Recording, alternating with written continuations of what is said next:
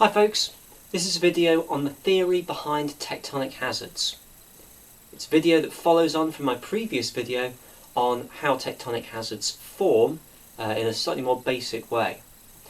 This builds on the previous video, so you need to have watched the previous video for this one to make any sense, because you need to know about convergent, divergent and conservative plate boundaries, and you need to know about continental plates, because we're going to be going into it in more depth to explain why things happen as they do within the Earth.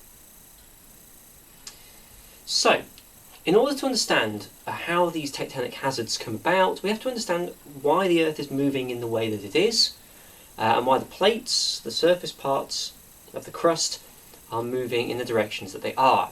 And to start with, we need to have a look at the structure of the Earth. We've got a quarter crust section here. In the centre, you've got the core, very middle part. Now, it's extremely hot. You can see by our temperature gauge here, it's at the highest point in temperature. It's about 3,700 degrees Celsius. Now, it should be liquid, but because the pressure is so high there, indicated by my little pressure gauge, the pressure is so high it actually pushes it together so much that it's solid. So it should be liquid, but it's actually solid. As we move further out to the mantle, these two parts here, the temperature and the pressure are dropping. So temperature is decreasing into the lower mantle, which allows it to become liquid. It's still incredibly hot, but now it's liquid because the pressure's been released. The upper mantle is cooler again than the lower mantle, and the pressure is releasing as well. So as the pressure releases further and further, and the temperature is decreasing, it's still staying liquid up to about this point here. At this point, even though the pressure is releasing, the temperature is decreasing so much that it starts to become solid again. And we'll look at this further on the next diagram, where it's getting more and more liquid up to about here, and then it becomes more and more solid as the pressure and the temperature decrease. When we get right out to the crust, it's got so cooled that it's become completely solid. There's no more pressure on it, but it's cooled right off, and so you get solid rocks in the form of continental crust, which is made out of granitic rocks, i.e. rocks like granite, or if it's an oceanic plate, it'll be a basaltic rock, i.e. rocks like basalt. Now, basalt is much more dense than granite. So a granitic rock and a basaltic rock, when they're pushed together, the granitic rock will always go over the top because it's less dense. And if you've got a little bit of oceanic crust and a little bit of continental crust on the same plate, that overall is going to be less dense than a purely oceanic crust, and therefore, again, will go over the top if it's a convergent margin. But why are the plates moving as they are? Well, the way to think about this is that this is the hottest, highest pressure part of the Earth. And because it's so hot, much like a radiator, when you put your hand over a radiator you can feel heat rising off it, you get heat rising off the core. And this heat comes up in predictable places. And it rises up.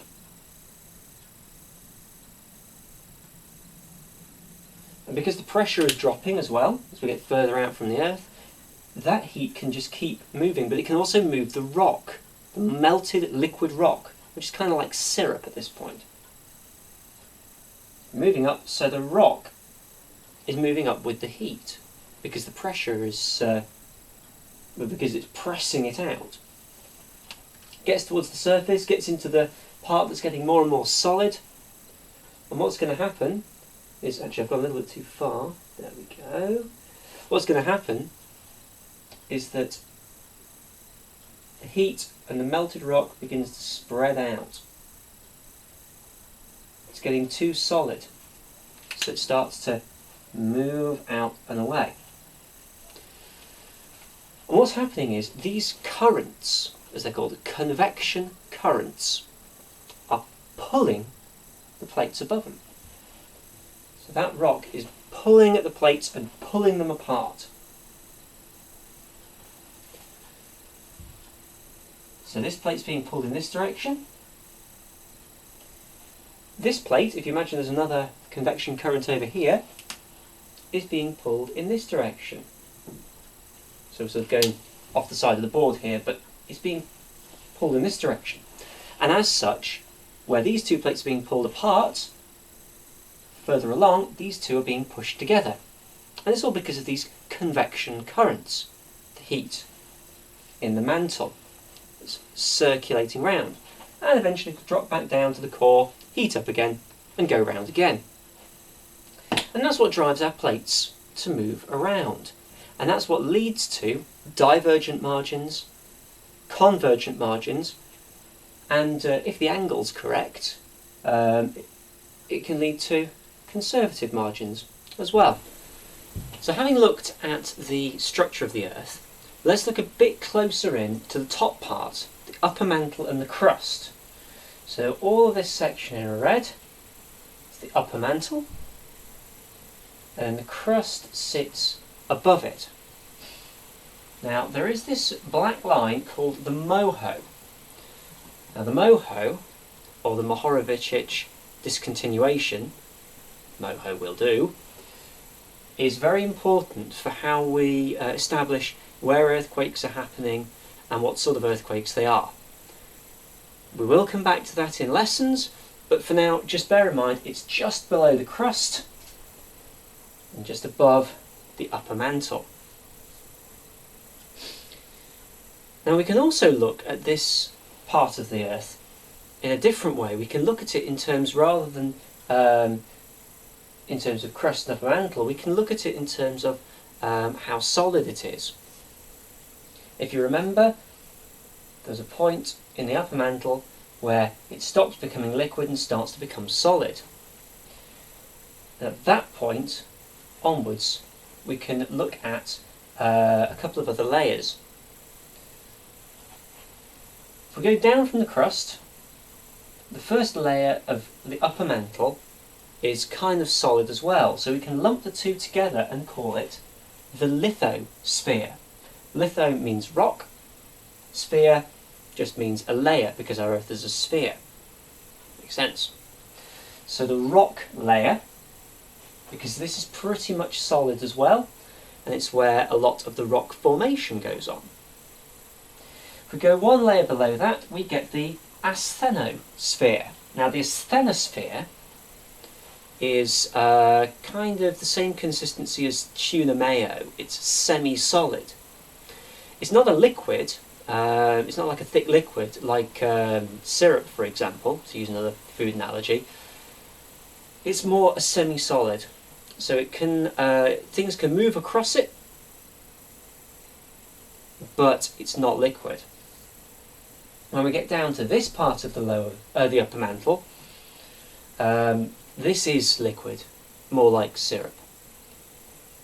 So we sort of go from syrupy to kind of tuna mayo-y to being pretty solid. And so what that means is when a magma plume comes up, because of those convection currents, heat leads to magma rising up through.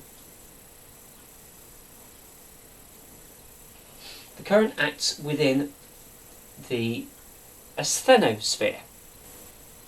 Can't really act upon, so go into the lithosphere, but that current, because this is semi-solid, allows the lithosphere to move across it. So we've got semi-solid, essentially allowing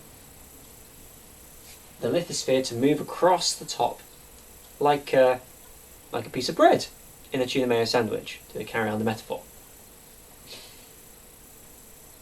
So we've got another current that's coming up and going this way as well, so it's going off to the side. What that means is these plates, these oceanic plates, which are basaltic rock, dense rock, are being pulled in opposite directions. And the more observant of you will realise that means there's a gap forming here. And that allows the magma to actually rise up through the cracks and come out as a volcano. Now, because it's opening up and allowing it to just shoot straight through, it's keeping its temperature. Remember, it's under pressure, it's coming up, and it's still high temperature, so it just comes out and it's very, very runny. And that means that it can flow for a large period of distance. If we look at volcanoes at a divergent boundary where the plates are being pushed together because of these convection currents, let's have one coming in from over here as well, you've got a very different situation. The melting of the plate as it goes back down into the lithosphere and towards the asthenosphere leads to magma being generated. A bit of seawater mixes in there as well, which helps to create a chemical reaction which allows magma to get out. But you can see it's actually got to go a long way up to the surface, and actually you can tell by the colour of my board pen and of the ink that, just like the magma, it's picked up impurities on the way. It's actually picked up the rock around it. So it's picking up more stuff, it's getting thicker, like if you mix more custard powder into a custard mixture. You can see the theme here. So it's like you're adding more and more custard powder as it's going up, and it's cooling off, so it's getting thicker and thicker.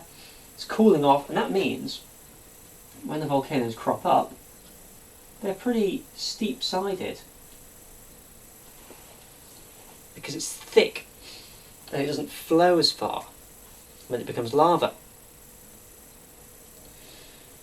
So this is much cooler, this is much hotter, this is much runnier, this is much thicker, more viscous. Now there's another stage that we can go now we understand about the magma, particularly for you chemists out there, and that is that the composition of the magma is slightly different at a continental crust plate and at an oceanic crust plate. Oceanic crust is made of Si-Ma, or silica and magnesium compounds. You can think of it as in Si-Ma, like marine.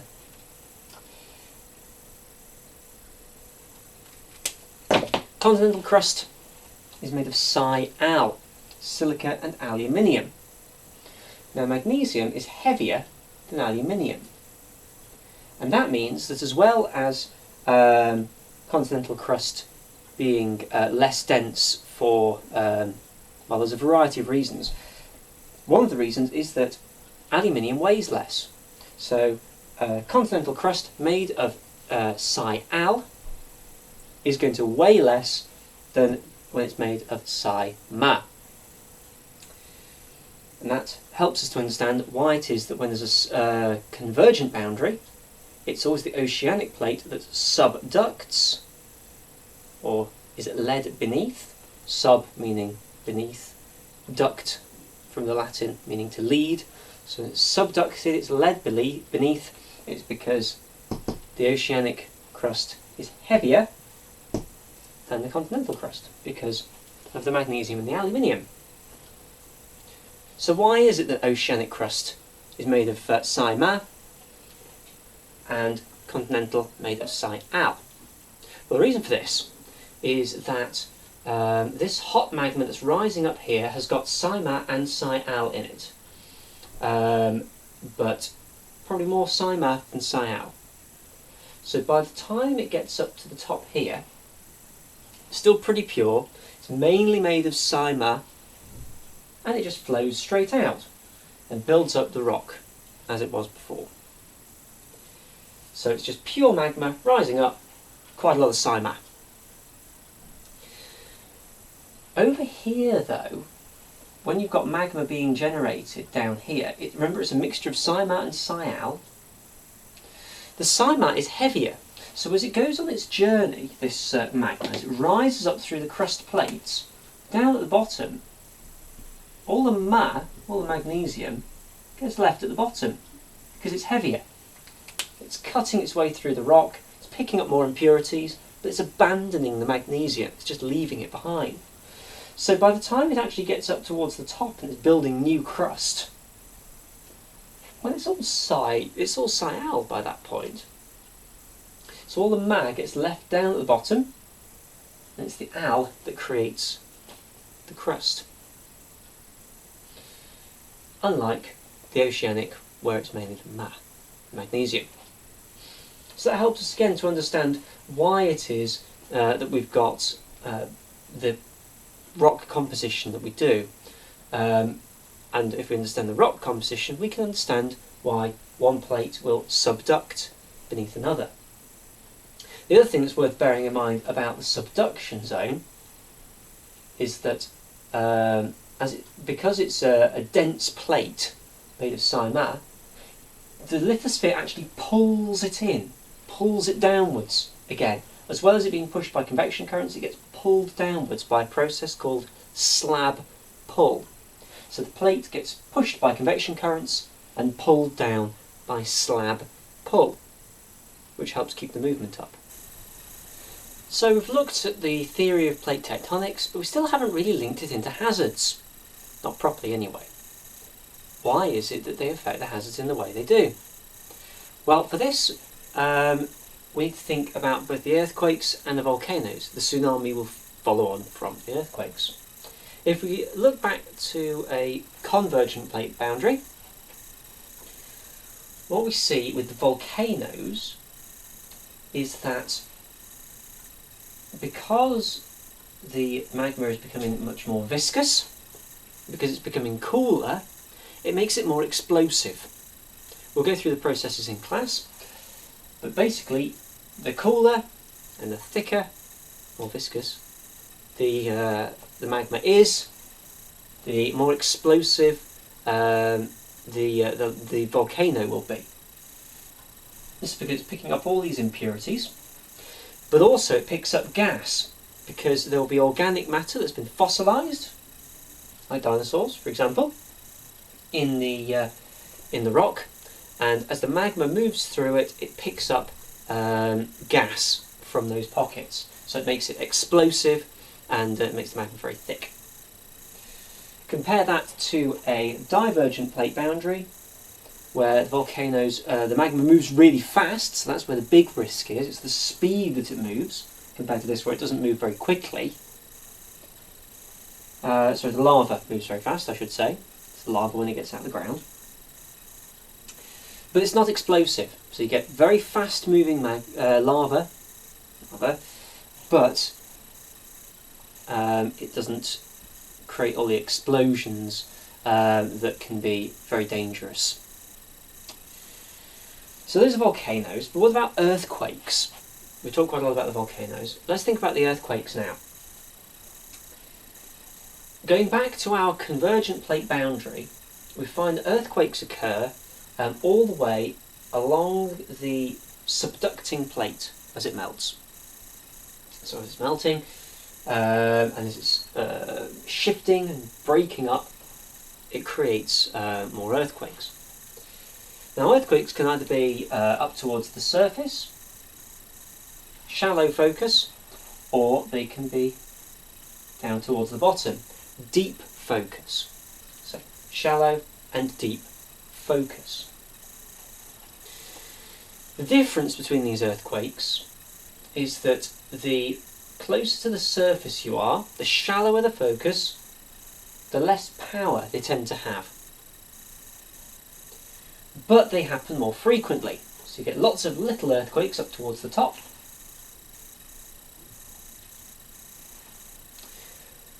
Get them many times a year. Whereas when you go deeper, they are much more powerful. Much more energy is released. But they happen a lot less frequently. So you get really big, powerful earthquakes released. Interestingly though, the deeper they are, the harder they are to feel in terms of the shaking. So actually, in a way, they can do less damage. But, a really powerful earthquake might not do the same amount of damage as a mid-power, shallow focus earthquake. The longer convergent plate boundary, you're going to get both. You're going to get deep focus earthquakes and shallow focus earthquakes, all the way along this part where the plate's breaking up. And this part, where all these earthquakes are generated, is known as the Benioff zone. Now, what about the other plate boundaries? Well, the divergent boundary, you might get some tremors as the plates shift, as they're being pulled apart. So you get little tiny tremors.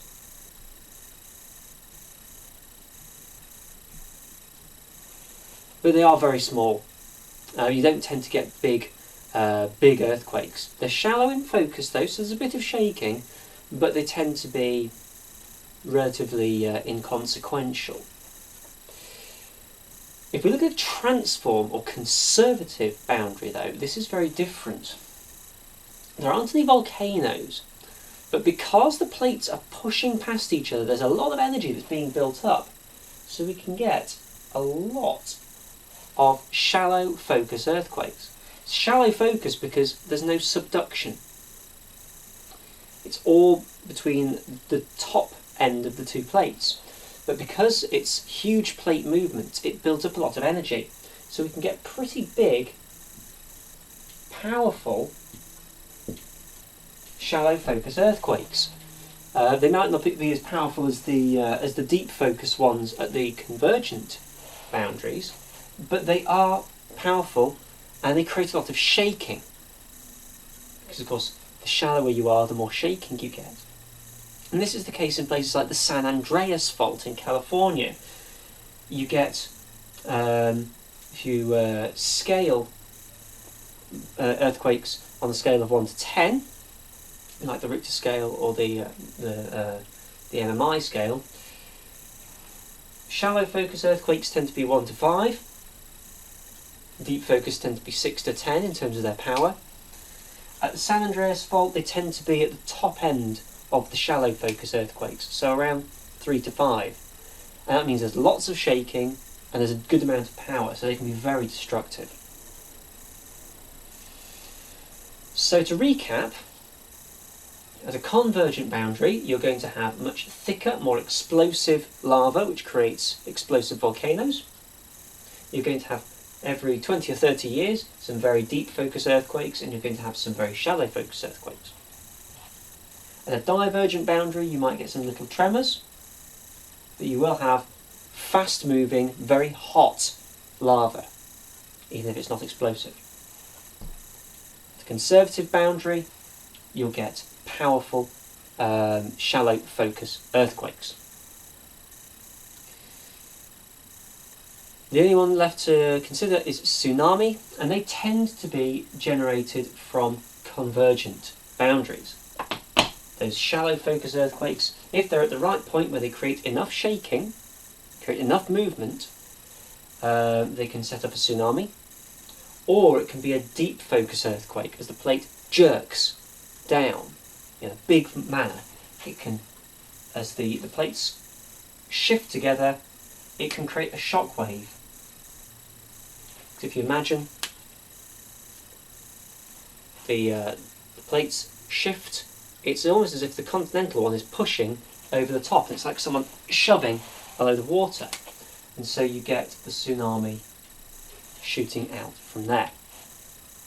Don't tend to happen on transform margins, don't tend to happen at divergent margins. Sometimes can occur if a volcanic island collapses, and Gran Canaria in the Canary Islands is scheduled to explode at some point and create a super tsunami that will destroy the east coast of the USA. Stay tuned for that one. But that's how these theories, these theoretical processes create the hazards that we experience. If you've got any questions about what we've done, let me know. Otherwise, thanks for watching.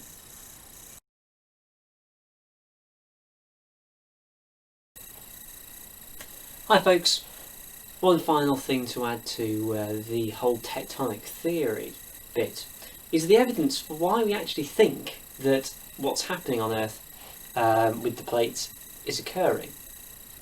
Now, we can see that there are volcanoes and earthquakes, and that there are trenches and ridges and things, but the way that we know, or that we believe, I should say, because we don't know it for certain, this is a theory, it's a very good theory, but we don't know it for certain. One of the big things that we use to prove it is this idea of paleomagnetism. Paleo means fossil or fossilised. Magnetism just means magnetism. So we're looking at fossilised magnetism. We're thinking, well, how do you fossilise magnetism? Well, what happens is that rocks, when they form, are affected by the magnetic orientation of the Earth. So the fact we have our North Pole at the top and our South Pole at the bottom of the Earth means that the rocks are aligned in a particular way. The crystals and the structure shows this. But actually, at regular intervals throughout the Earth's history, the North and the South Pole have switched places. So the South becomes at the top and the North becomes at the bottom. And this is, I mean, we're talking hundreds of thousands of years, but it does happen at regular intervals, that North and South change over. And in fact, we're actually due for one relatively soon. So, how does this prove to us that tectonics is occurring? If we look at the rocks that we have on Earth at the moment, we get these bands of time when the Earth was north to south orientated, and bands when it was south to north orientated. So the red bands represent where the South Pole's at the top, black bands represent where the North Pole's at the top. And you get these bands moving across the plates. What this suggests is that when the rocks are being made by the magma coming up at divergent boundaries, spilling out and forming the rocks, it holds the magnetism of its time. So as the plate moves along, say this red boundary, it'll move along, and then when the Earth's magnetic field changes, then imagine that you'll get a black band. So what's happening is, if you sort of backtrack it, if you imagine sort of going back in time, rewinding, the plate moving backwards, this band will have been when the magma was north at the top. This band will have been when it was south at the top. This band will have been when it was north at the top, and so on. It's like a conveyor belt. And this process of paleomagnetism proves, or helps to prove, I should say, the theory that plate tectonics does exist. Any questions, let me know. Thanks for watching.